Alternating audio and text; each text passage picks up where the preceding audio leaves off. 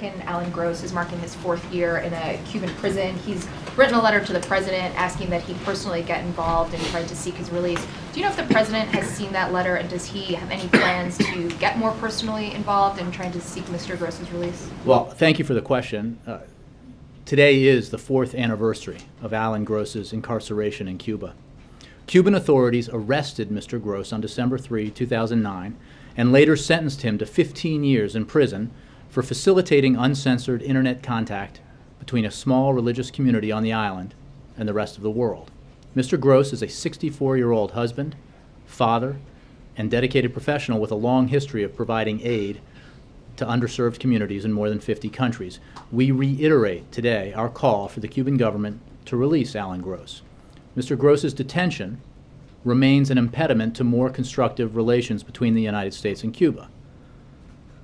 Regarding your question about the president's engagement on this, the president has himself personally engaged foreign leaders and other international figures to use their influence with Cuba to promote Mr. Gross's release. The State Department has kept Mr. Gross's case at the forefront of discussions with the Cuban government and made clear the importance the United States places on his welfare. They have also engaged a wide range of foreign counterparts and urged them to advocate for Mr. Gross's release. Do you know if the president has received this letter, though? I don't know if he has seen it.